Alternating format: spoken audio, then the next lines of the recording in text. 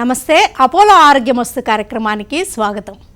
జీర్ణ వ్యవస్థలో అనేక రకాల ఇబ్బందులు ఉంటుంటాయి. అవి తీవ్రమైనప్పుడు ఒక్కోసారి ఎండోస్కోపీ, కొలోనోస్కోపీ సజెస్ట్ చేస్తుంటారు. కానీ ఈ టెస్టులు చేయించుకోవడానికి చాలా వెనకాడుతూ ఉంటారు. మరి ఈ టెస్టులతో అసలు ఏ విషయాలు తెలుస్తుంటాయి? జీర్ణ వ్యవస్థకు సంబంధించిన ఏ సమస్యలను సీరియస్గా పరిగణించాల్సి ఉంటుంది? క్యాన్సర్స్ అయితే ఆ లక్షణాలు ఎలా ఉంటాయి? ముందుగా స్క్రీనింగ్ టెస్టుల యొక్క ప్రాధాన్యత ఏంటి? ఇలాంటి వివరాలన్నీ అందించడానికి Jubilee Hills Apollo Hospitals senior surgical gastroenterologist doctor Vimalakar Reddy garu మనతో ఉన్నారు. ఆయన అడిగి మరిన్ని విషయాలు తెలుసుకుందాం. నమస్తే sir, welcome to the show అండి. నమస్తే మాధవి గారు. జీర్ణ వ్యవస్థకు సంబంధించి రకరకాల సమస్యలు ఉంటాయండి. లేనోళ్ళు లేరు అనుకోవచ్చు. మీరు చూస్తూ ఉంటారు డైలీ ప్రాక్టీస్లో. ఇండైజెషన్ దగ్గర నుంచి ఇక త్రేన్పులు, గ్యాస్ ఫార్మేషన్, బ్లోటింగ్, ఇలాగ రకరకాలుగా.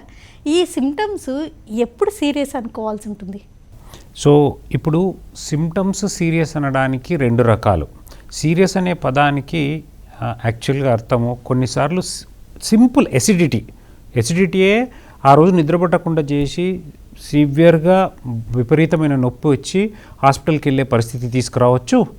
అలాగే క్యాన్సర్ కూడా మొదటి దశలో అసలు ఎటువంటి సిమ్టమ్స్ లేకుండా ఉండొచ్చు, హాయిగా నిద్రపోతూ ఉండొచ్చు. కాబట్టి సీరియస్ అనే పదానికి మనము ఇది అని కొలమానమని చెప్పడానికి లేదు. ముఖ్యంగా చెప్పాల్సింది ఏంటి అని అంటే, జీర్ణ వ్యవస్థలో మనకు ఎక్కువ ప్రాబ్లమ్స్ ఈ మధ్య కాలంలో రావడానికి రీజన్ ఏంటి అని అంటే, మనం తింటున్న ఆహారము, మన జీవన శైలి, మనం చేస్తున్న తక్కువ పని అనేది కారణం. దీనివల్ల ఎసిడిటీ నుంచి మొదలుపెట్టి క్యాన్సర్ల వరకు నిజాయితీగా చెప్పాలంటే అన్నీ తీవ్రమైన సమస్యలే. కొంతమందికి కాన్స్టిపేషన్, మలబద్ధకం తీవ్రమైన సమస్యను, ఎందుకంటే దానివల్ల రక్తస్రావం అయిపోయి అనీమియాలోకి వెళ్ళిపోయే పరిస్థితికి రావచ్చు. కొంతమందికి జస్ట్ అసిడిటీ వల్ల సివియర్ రిఫ్లక్స్ వచ్చి బ్యారెట్స్ ఈసోఫాగస్ వచ్చి మళ్ళీ దానివల్ల ఈసోఫాజియల్ క్యాన్సర్ అంటే అన్నవాహిక క్యాన్సర్లు వచ్చే అవకాశం ఉండొచ్చు. అండ్ తను తినే ఆహార అలవాట్లు సరిగ్గా లేకపోవడం వల్ల, ఎక్కువ కొవ్వులు తీసుకోవడం వల్ల, అజీర్తి పదార్థాలు ఎక్కువ తీసుకోవడం వల్ల పెద్ద పేగు క్యాన్సర్లు రావచ్చు. లేదా కొంత ఉప్పులు, స్మోక్డ్ ఫుడ్ తీసుకోవడం వల్ల స్టమక్ క్యాన్సర్ రావచ్చు. సో ఓవరాల్గా మీరు అన్న క్వశ్చన్కి ఆన్సర్ దేన్ని తీవ్రంగా తీసుకోవాలంటే ఓవరాల్గా జీర్ణ వ్యవస్థ సంబంధించిన ప్రతి లక్షణాన్ని మనం తీవ్రంగానే పరిగణించాలి. అంటే జీర్ణ వ్యవస్థలో ఎన్నో ఆర్గాన్స్ ఉంటాయి కదండి. అసలు ఎక్కువగా ఏ క్యాన్సర్స్ చూస్తూ ఉంటారు మీరు? Very good question.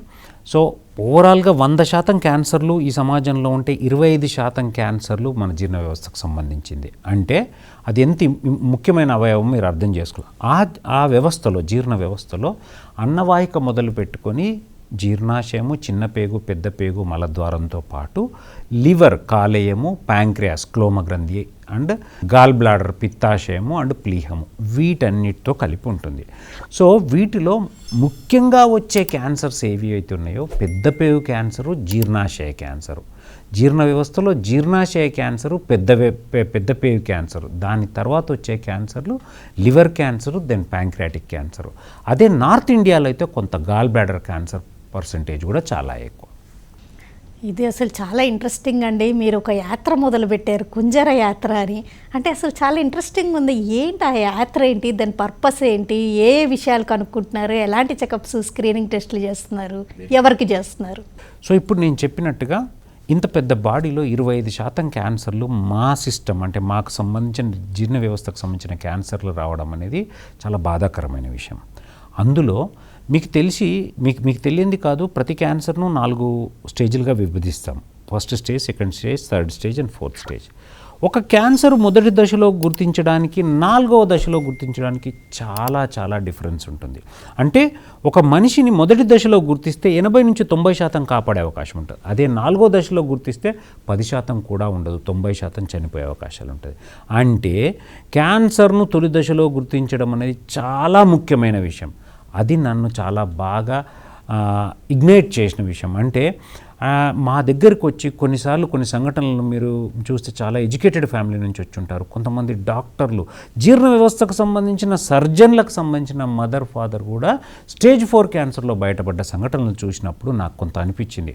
ఇది కొంత కలిచివేసింది ఇన్ఫ్యాక్ట్ చెప్పాలంటే. అప్పుడు ఏమనిపించిందంటే, పల్లెటూళ్ళల్లో ఎక్కడైతే ఆరోగ్య వస్తువులు లేని ప్లేసులలో వాళ్ళకు కడుపు మంట అనగానే, కడుపు నొప్పి అనగానే ఏదోలే ఎసిడిటీ అనుకుని ఎవరినో ఆర్ఎంపీనో ఎవరినో అడిగితే చిన్న గోళీ వేసేసుకోవడము, లేదా నొప్పి అంటే నొప్పి గోళీ వేసేసుకోవడం, నొప్పి మోషన్ సరిగ్గా రాకపోతే సరేలే అనుకోవడము, మనిషికి బేసిక్గా రక్తహీనత వస్తే ఎస్పెషల్లీ ఆడవాళ్ళు ఏదో నెలసరి కావడం వల్ల అనుకోవడం, లేదా తిండి లేకపోవడం, వీటన్ని చిన్న చిన్న లక్షణాలే వాటిని బాగా నెగ్లెక్ట్ చేయడం వల్ల ముదిరిన స్టేజ్లో రావడం జరుగుతుంది.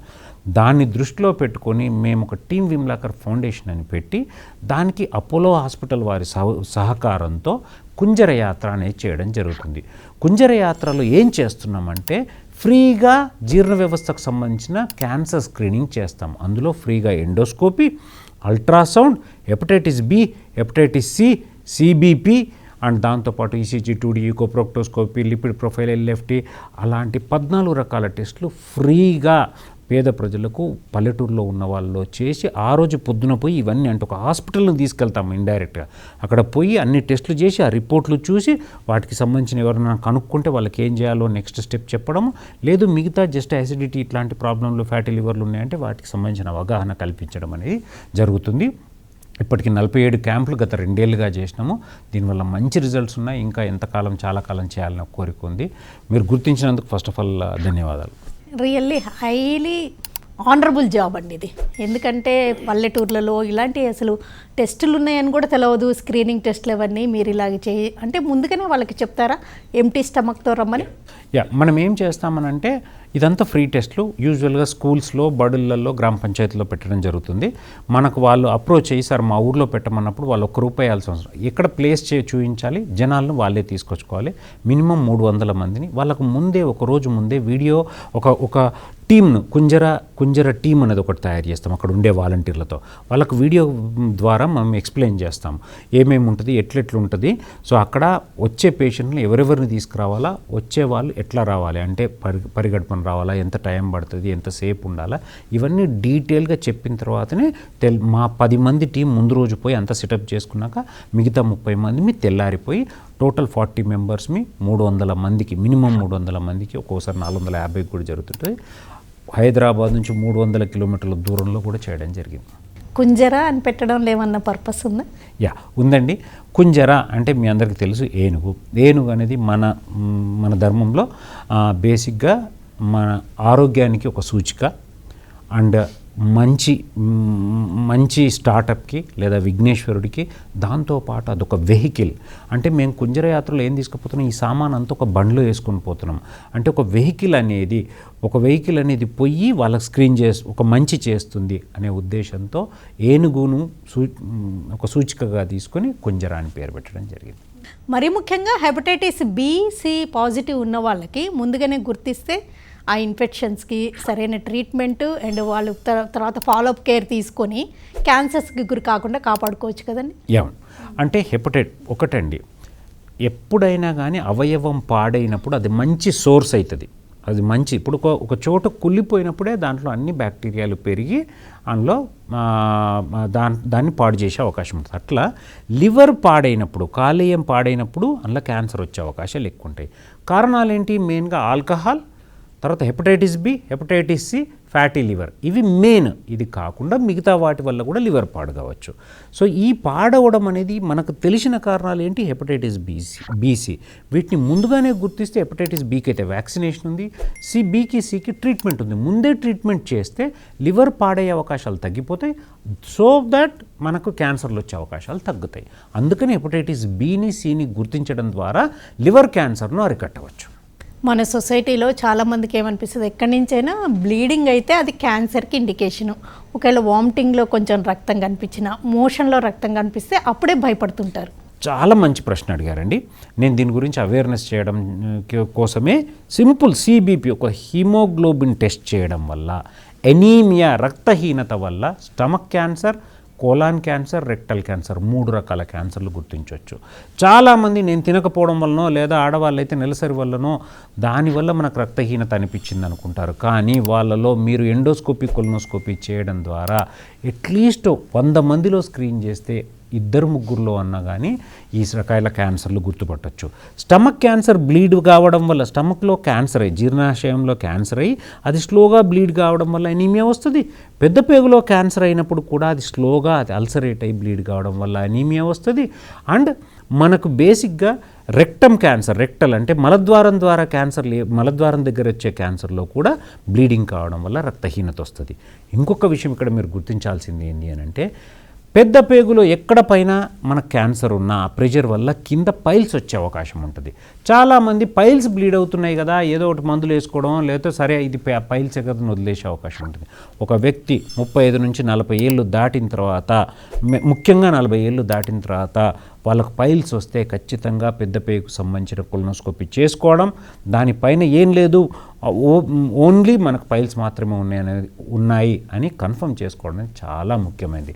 కాబట్టి రక్తస్రావము, రక్తహీనత అనే రెండు ఖచ్చితంగా క్యాన్సర్లకు లక్షణాలు.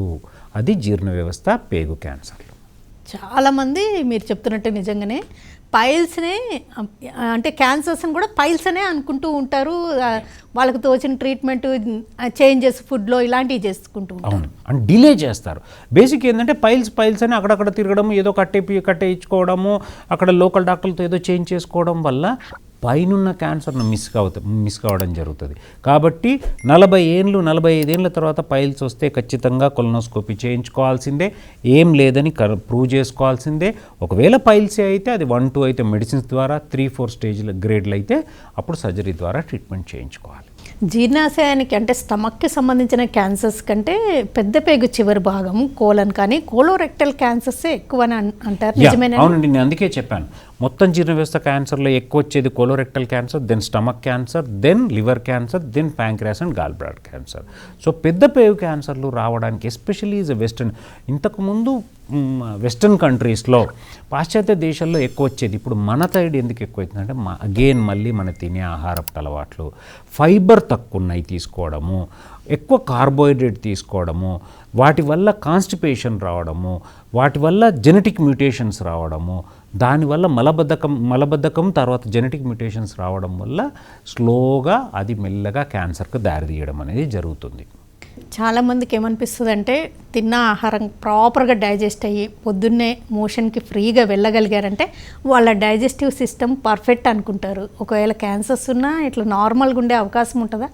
మంచి క్వశ్చన్ అమ్మా. సో బేసికల్గా మనం ఆలోచించాల్సింది, అంతవరకు మంచి ఆకలి ఉండి మంచిగా మోషన్ పోయినరు అనుకో, మోస్ట్లీ మీరు అన్న దాంట్లో కొంత నిజం ఉంది, 90% డైలీ మంచి ఆకలి అవుతుంది, ఎటువంటి బరువులో తేడా లేదు లేదా తగ్గట్లేదు, అండ్ మోషన్ ఫ్రీగా వెళ్తుంది. మోషన్ ఫ్రీగా వెళ్ళడం అంటే చాలామంది అర్థం చేసుకోవాలి, ఒకసారి పోగానే ఫ్రీగా పోతున్నారా లేదా, దాని కన్సిస్టెన్సీ ఎట్లుంది, హార్డ్గా ఉందా, సాఫ్ట్గా ఉందా, దాంతోపాటు మీరు ఏమైనా పోవడానికి మొక్కుతున్నారా, లేదా దాంతోపాటు రక్తం కానీ చీము కానీ పడుతుందా, లేక అది పోయిన తర్వాత కంప్లీట్నెస్ అంటే అయిపోయింది అని ఫీలింగ్ ఉందా, ఇంకా ఏదన్నా వస్తున్నా, ఇవన్నీ చాలా ఇంపార్టెంట్ లక్షణాలు. ఒకసారి పోవడంతో అంత అయిపోయినట్టు కాదు, ఒకసారి పోయి వచ్చిన తర్వాత మళ్ళీ వస్తున్నట్టు అనిపించినా కానీ, దాంతో రక్తం పడ్డా కానీ చాలా జాగ్రత్తగా ఉండాలి. First point. సెకండ్ పాయింట్ ఏంటి అని అంటే, ఆకలి అంతవరకు బాగుండి సడన్గా ఆకలి తగ్గిపోయినా, బరువు తగ్గిపోయినా, ఆకలి బరువు తగ్గడం అనేది క్యాన్సర్ లక్షణము. అన్ఇంటెన్షనల్ వెయిట్ లాస్ అంటే మీ అంతలో మీరు నేను వెయిట్ తగ్గాలి అనుకుని ఏదో డైట్ చేయకుండా కానీ ఆకలి తగ్గిపోవడం వల్ల బరువు తగ్గుతున్నారు అని అంటే అది ఎక్కడో ఒకడ క్యాన్సర్కి సంబంధించిన లక్షణం అయి ఉంటుంది. ఈ క్యాన్సర్స్ వంశపారంపర్యంగా కూడా వచ్చే ఫ్యామిలీస్లో కూడా రన్ అయ్యే రిస్క్ ఉంటుంది అంటారు, నిజమేనా? ఎక్సలెంట్ క్వశ్చన్ అండి. కొన్ని క్యాన్సర్స్ ఎస్పెషల్లీ కోలోరెక్టల్ క్యాన్సర్స్లో 5% క్యాన్సర్స్, 5 to 8% క్యాన్సర్స్ వంశపారంపర్యంగా వచ్చే అవకాశం ఉంది. స్టమక్ క్యాన్సర్స్ కొంతవరకు వంశపారంపర్యంగా వచ్చే అవకాశం. అసలు ఒక్క మాటలో చెప్పాలంటే చాలామంది అడుగుతారు, మీరు అడగకుండానే దీనికి ఆన్సర్ చెప్తున్నాను. కారణం ఏంటండి, నాకెందుకు వచ్చిందని ఒక్కటి గుర్తుపెట్టుకోండి, క్యాన్సర్లలో 90% మందికి దేనివల్ల వచ్చిందని కరెక్ట్ చెప్పలేము, కొన్నిటికి మాత్రమే. స్మోకింగ్ చేశారు, లంగ్ క్యాన్సర్ వచ్చింది, ఎస్ డైరెక్ట్ కాజిటివ్. ఆల్కహాల్ తీసుకున్నారు, లివర్ పాడైంది, క్యాన్సర్ వచ్చింది, డైరెక్ట్ కాజిటివ్. హెపటైటిస్ బి-సి ఉంది, లివర్ క్యాన్సర్ వచ్చింది, డైరెక్ట్ కాజిటివ్. ఇది కాకుండా స్మోక్డ్ ఫుడ్, సాల్ట్ ఫుడ్, బాగా లెస్ ఫైబర్ ఫుడ్ తీసుకోవడము, అండ్ ఆల్కహాల్ తీసుకోవడము, స్మోకింగ్ తీసుకోవడం, ఈ 5 ఏవైతే ఉన్నాయో ఇవన్నీ indirect causatives for stomach cancer, pancreatic cancer and colorectal cancer. ఎందుకు అంటే మిగతా 90% రీజన్ ఏంటంటే any cancer is almost like a genetic disease. Genetic అంటే మళ్ళీ ఫెమిలియల్ కాదు, ఫెమిలియల్ వేరు. తండ్రి నుంచి మనకు వస్తే లేదా తల్లి నుంచి మనకు వస్తే ఫెమిలియల్ అంటారు. కాకపోవచ్చు నీ జైన్లో ప్రాబ్లం వల్ల.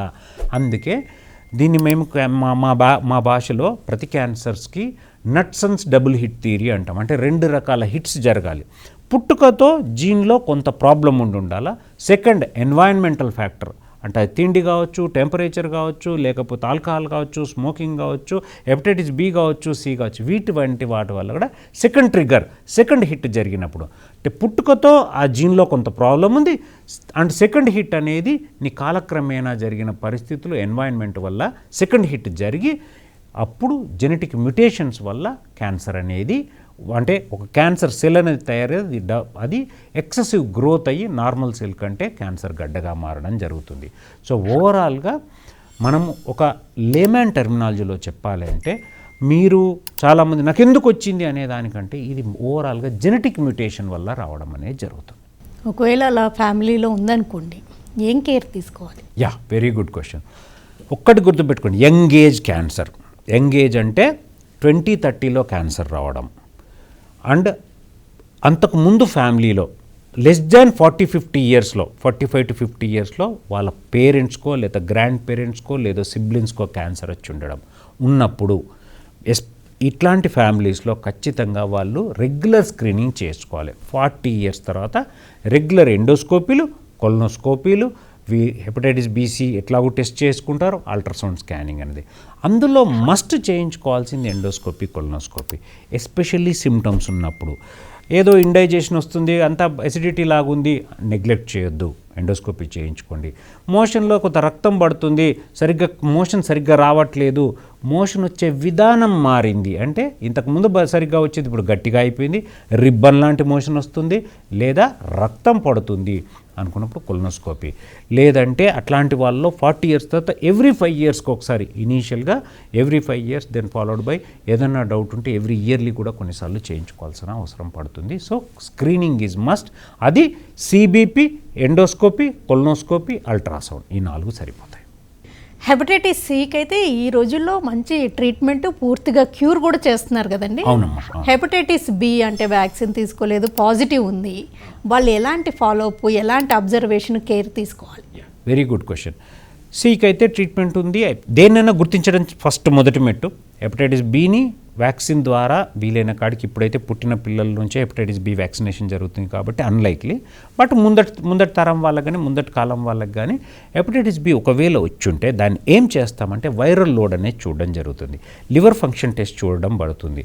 లివర్ని ఎలా ఉంది మార్ఫాలజీ అని చూడడానికి స్కానింగ్ అండ్ ఫైబ్రోస్కాన్ చేసుకోవడం జరుగుతుంది. కొంత వైరస్కి సంబంధించిన కొన్ని టెస్టులు చేయడం జరుగుతుంది. ఎన్వలప్ యాంటీజెన్ అని, కోర్ యాంటీబాడీ అని, ఇవన్నీ ఉంటాయి మాకు.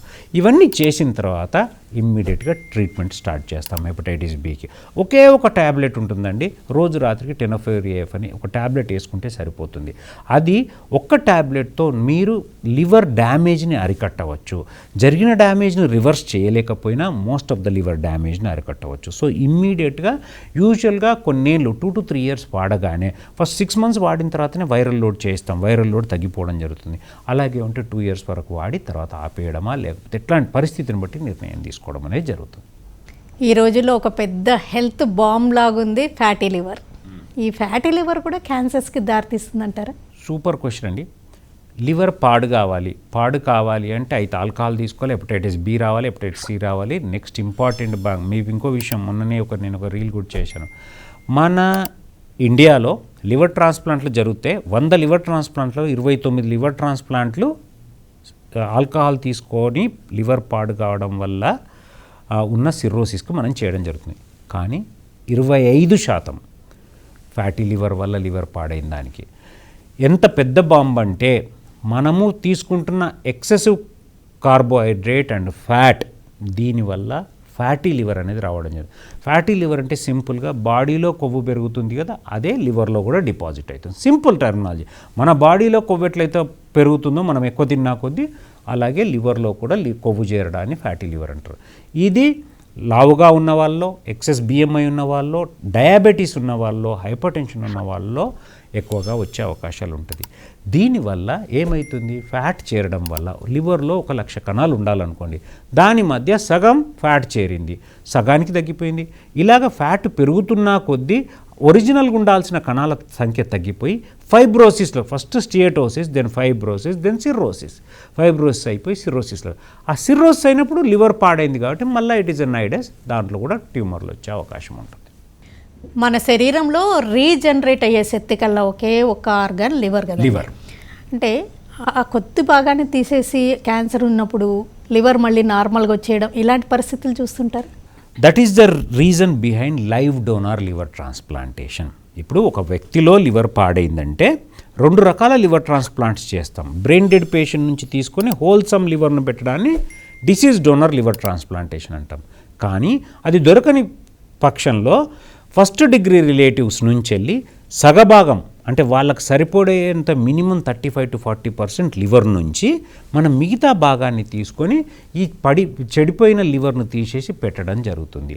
ఆ పెట్టిన తర్వాత ఏం జరుగుతుంది అంటే ఆయనలో కట్ చేసిన లివరు పెరుగుతుంది, తినలో పెట్టిన లివరు పెరుగుతుంది. మీరు అన్నట్టుగా మన బాడీలో ఒకే ఒక అవయవం పెరిగేది అది లివర్ మాత్రమే. ఆ కాన్సెప్ట్ను ఉపయోగించుకునే మనం లైవ్ డోనార్ లివర్ ట్రాన్స్ప్లాంటేషన్ అనేది చేయడం జరుగుతుంది. ఓకేనండి డాక్టర్ విమలాకర్ రెడ్డి గారు, జీర్ణ వ్యవస్థకు సంబంధించి ఏ క్యాన్సర్స్ ఎక్కువగా చూస్తూ ఉంటాము అండ్ అసలు ఈ క్యాన్సర్స్కి గురవడానికి ప్రధానమైన రిస్క్ ఫ్యాక్టర్స్ ఏంటి, ఏ స్క్రీనింగ్ టెస్టులు అవసరము, ఎవరిలో ఈ స్క్రీనింగ్ టెస్టులు మరీ అగ్రెసివ్గా చేయించుకోవాల్సి ఉంటుంది, మరి ముఖ్యంగా మీరు చేసే కుంజర యాత్ర పర్పస్ గురించి, దానివల్ల ఎలాగా కొంతమందికి రిస్క్ని ముందే గమనించి మీరు కేర్ తీసుకోగలుగుతున్నారు, ఇలాంటి వివరాలన్నీ అందించినందుకు థ్యాంక్స్. Thank you.